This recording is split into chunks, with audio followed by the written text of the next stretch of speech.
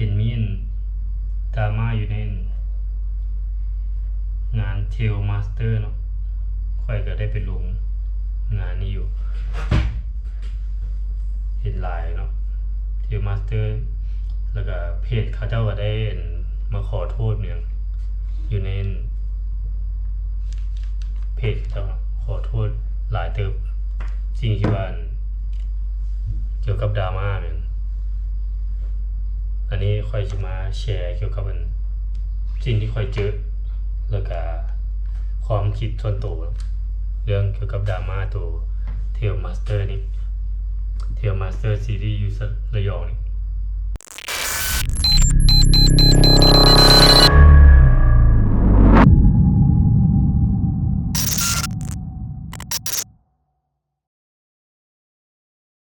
ค่อยลงตัวนี้ระยะ50 โลเป็นข้างนักบินที่ลงข้างนักบินที่โรงงานไทยเลย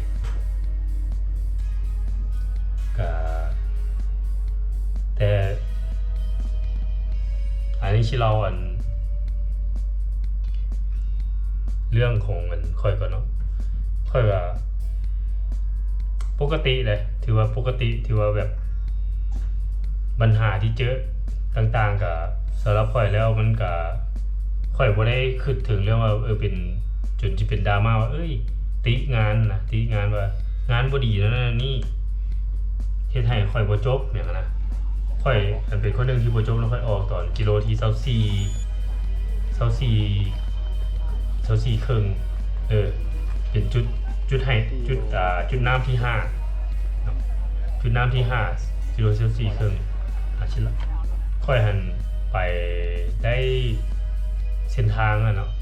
ไปได้16 โลแล้วค่อยเจ็บบวกกับมีความกังวลส่วนตัวอยู่แล้วนะก่อนแข่งค่อยก็มีกังวลส่วนตัวอยู่แล้วเฮ็ดให้การพักผ่อนน้อยแต่เรื่องการพักผ่อนน้อยค่อยก็บ่มีปัญหาเพราะว่าค่อยไปป่าสลายก็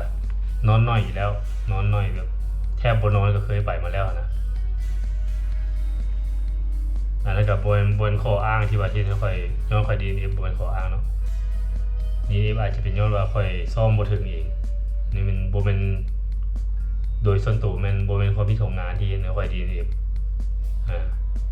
ย้อนซ้อมบ่พอแล้วก็ใจบ่เอาแน่ใจออกเลยว่าสิออกตัดสินใจสิออกตั้งแต่จุดไหน้ำที่4แล้วแต่ว่าค่อยไปฮอดจุดไหน้ำที่4ประมาณ10 โมงเช้าประมาณ9 โมงยัง10 โมงเช้า10 โมงแล้วก็อยู่ในเวลา4 ชั่วโมงเนาะค่อยเฮ็ดได้ประมาณ19 โลครึ่งจุดนั้นก็จะเป็น19 โลครึ่งแล้วทางสตาฟเพิ่นค่อยขอออกทางสตาฟเพิ่นก็ว่าโอ้ยเวลายังดีอยู่ค่อยๆไปแล้วก็ทีมพวกนักเรียนเขาก็บอกให้กำลังใจค่อยๆไปค่อยว่าโอ้ยค่อยไปค่อยเจ็บค่อยว่าค่อยเจ็บค่อยออกแล้วค่อยใจบ่ดีค่อยก็บ่อยากไปต่อนะบ่อยากไปต่อแล้ววันนี้เพิ่นก็เลยว่าและรถที่ว่าหับคนเข้าไปแบบผู้ใดคัดออฟเนาะก็จะมีรถหับไปจุดสตาร์ทนะ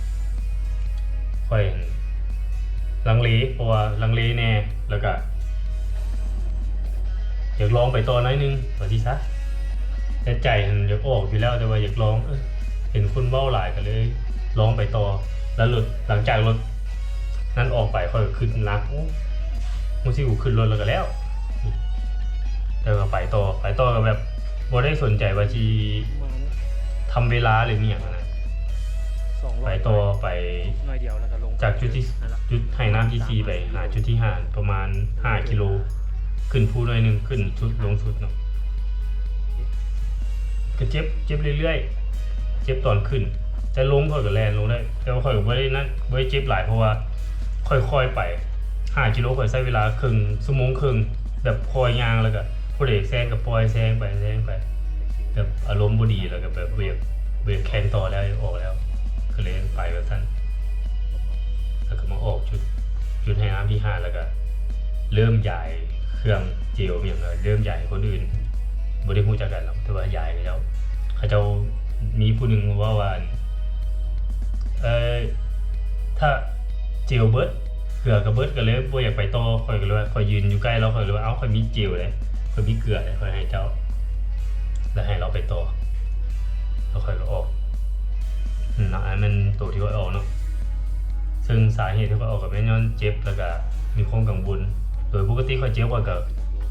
ไปคันข่อยบ่มีความกังวลข่อยแบบใจยังเอาอยู่ข่อยก็สิไปต่อได้อยู่แต่ว่าเจ็บย้อนว่าซ่อมบ่ถึงนั่นแหละเจ็บปันเจ็บขาเจ็บแล้วมันก็งุนงิดนะเลยออกส่วนอาหารเนี่ยกับบุมีปัญหาเพราะข่อยยังบ่เจอจุดอาหารเนาะในสนามนะจุดกินข้าวบ่เคยบ่ได้เจอแล้วก็น้ำก็สำหรับข่อยการย่านน้ำในที่ผ่านมาก็บ่ได้มีปัญหาสำหรับข่อยเพราะว่าข่อยก็เห็นอยู่ว่าแม่นน้ำบ่เย็นบางอันก็เย็นอยู่เย็นแต่มันบ่เย็นเจี๊ยบแบบเย็นแบบเย็นแท้เย็นว่านะซึ่งมันเป็นดราม่าเนาะเขาจะบอกว่าเอ้ยบางคนเขาที่ไปแข่งเขาจะบอกว่าน้ำบ่เย็นแบบน้ำต้องเย็นแบบอันนี้น้ำบ่สดชื่นกินน้ำธรรมดาบ่ได้แล้วบางบอลก็บ่มีเกลือแฮะอันนี้ข่อยบ่ฮู้ว่าเขาจะเจออะไรแต่ว่าสำหรับข่อยแล้วบ่เป็นปัญหาซึ่งข่อยก็เห็นอยู่ว่าอันทีมสตาฟนะทีมสตาฟเขาก็เห็นอยู่ว่าเขาจะพยายามหารถเอาน้ำก้อนเข้ามาให้นะก็เข้าใจบางทีเขาก็จัดการบ่ทันเนาะเข้าใจอยู่แต่สำหรับข่อยบ่ได้ขึ้นเลยในหัวเลยว่าเป็นปัญหาเจียวอ่ะบ่มีแล้วก็เรื่องที่ว่าเขาจะว่านี่ย่างไปแล้วแบบความหมายว่าขึ้นแล้ว50กับ30มาทับกันนะเส้นลายเส้นมันทับกันแล้วเฮ็ดให้เขาเรียกว่าไปยากเพราะว่าทางขึ้นภูสไลด์จะเป็นทางแล้วเดี่ยวหรือว่าซิงเกิลเลกนะแต่สำหรับข่อยกับโบยมีปัญหาเพราะว่าข่อยอาจจะยังบ่เจออันติดนักๆที่บอกแบบติดจนไปบ่ได้จนบ่ได้ขึ้นจนได้เรียนกันขึ้นนะข่อยบ่เจอที่บอกหรือว่าแม่นข่อยบ่ได้เจอเขาข่อยอาจจะบ่ได้เจอคือเขาข่อยเลยเว้าได้ว่าข่อยบ่มีปัญหานะแต่นี่ก็บ่ได้ว่าคนอื่นผิดนะว่าเขาจะดราม่าหลายเกินไปบ่แต่สำหรับข่อยเขาบ่ได้เจอแล้วการแซงนะแซงทั้งภูนะสำหรับข่อยเนาะเบิ่งในแง่นึงก็คันเฮาสิแซงคันเฮายังแข็งแรงเฮาสิไปไวได้นะเฮาออกข้างน้อยนึงก็ได้มันก็ป่าบ่ได้ถือว่าหกหลายป่ามันเป็นแบบว่าป่าหนามน้อยๆนะเฮาก็พอแซงได้บางบ่อนเฮาแซงได้อยู่พอแซงได้อยู่ถ้าอยากแซงดอกแต่บางบ่อนก็แซงบ่ได้อีหลีก็เข้าใจแล้วก็ตอนลงก็เพราะว่าค่อยไปฮอดแต่เครื่องเดียวอันนี้ต้องบอกก่อนว่าค่อยไปฮอดเครื่องเดียวบางทีเครื่องหลังมันอาจจะยากกว่านี้มันอาจจะติดคนหลายกว่านี้อัดกว่านี้เพื่อว่าญาติเข้าทันคัทออฟเนาะมันแฮงเมื่อยแฮงหยังขึ้นไปมันอาจจะมีความเครียดสะสมเฮ็ดให้คือแซงบ่ได้วะคือแบบนั้นบ่ได้นะ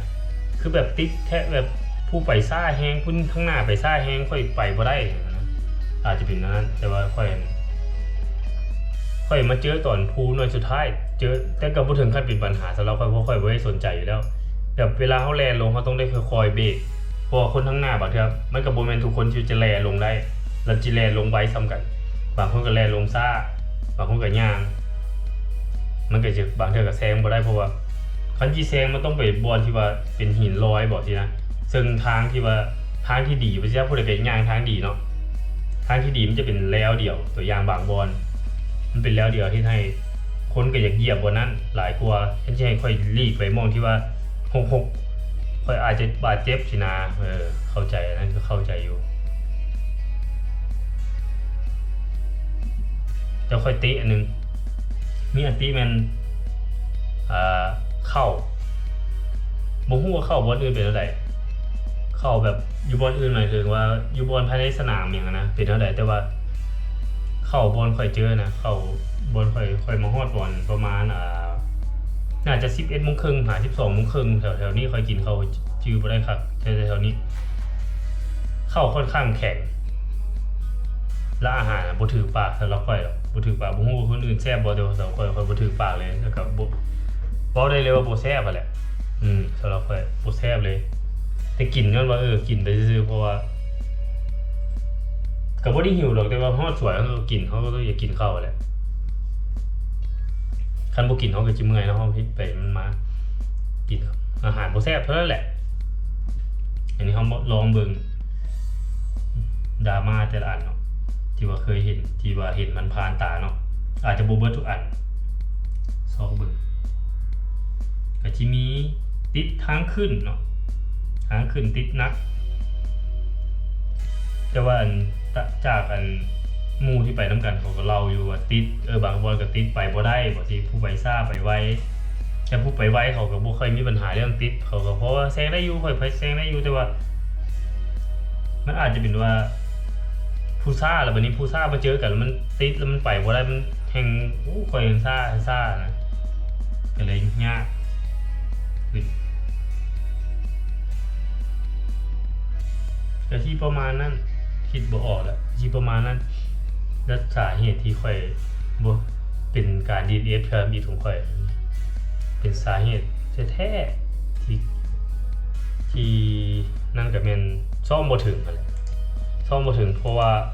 1มาภูสำหรับค่อยแล้วมันย้อนค่อยซ่อมบ่ถึงแน่แล้วก็ภูที่ว่าเจอหั่นน่ะภูตัวนี้ยอมรับเลยว่ามันเป็นคลื่นมันบ่คือภูอยู่ลาวมันจะเป็นแบบฟีลแบบว่าภูอยู่ลาวคือตัวอย่างเขาไปภูกองเข้าภู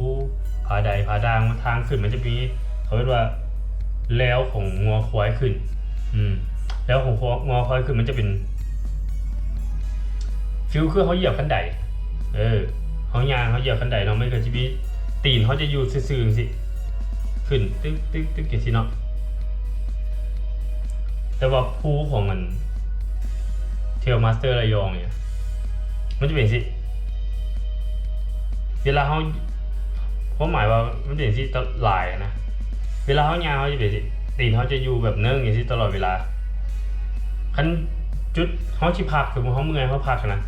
เขาก็ต้องได้เก่งขาไว้เพื่อว่าให้มันเนิ่งขาตีนอยู่ที่ตลอดเวลามันบ่ได้แบบตีนเขาบ่ได้เหยียบซื่อนะมันก็อาจจะมีส่วนที่ค่อยเจ็บไว้ย้อนว่าซ่อมบ่ถึงแล้วแบบนี้เจอแบบที่เจอยากกว่าภูบ้านเฮาสำหรับค่อยดอกก็เลยว่าเฮ็ดให้เจ็บไว้ขึ้นแต่ข้อดีของภูแบบที่มันต่อลงค่อยรู้สึกว่าต่อลงมันดีกว่าเพราะว่าค่อยแล่นลงได้ดีกว่ามันเป็นทางเขาเรียกว่าเฮาอยากซอยขาสั้นเพราะมันเป็นทางลาดจังซี่เนาะเฮาซอยสั้นซอยยาวได้เบิดแล้วแต่คนเลยถึงว่าเฮาอยากซอยขาสั้นๆก็ได้มันแล้วแต่เจ้าก้าวเลยก้าวสั้นก้าวหยังก็ได้เบิดแต่ว่าภูอยู่ลาวเฮามันจะเป็นตัวคือคันไดเนาะบางบอลที่ว่ามันต้องได้ก้าวขาลงลึกก็ขาลงสั้นมันก็ต้องก้าวตามคันของภูนะมันก็จะมีข้อดีข้อเสียต่างกันแล้วอีกอย่างผู้ใดมีข้อคิดเห็นเอาใดสามารถล้มกันได้เด้อบางเพราะว่าสามารถคอมเมนต์มาล้มกันเพราะว่าก็บ่ได้เว้าบ่ทุกอันนะหรือว่าผู้ใดยังอยากฮู้อย่างตื่มบ่เพียงได้ข้อมูลของข่อยบ่เต็มบ่นั่นนี่บ่แน่นบ่เสิร์ฟข้อมูลให้ข่อยหรือว่าอยากถามว่าแล้วนั่นเด้บางอันที่อาจจะตกหล่นบ่ได้เว้าให้ฟังนะสามารถถามมาได้หรือคอมเมนต์ความคิดเห็นมาล้มกันได้ใจ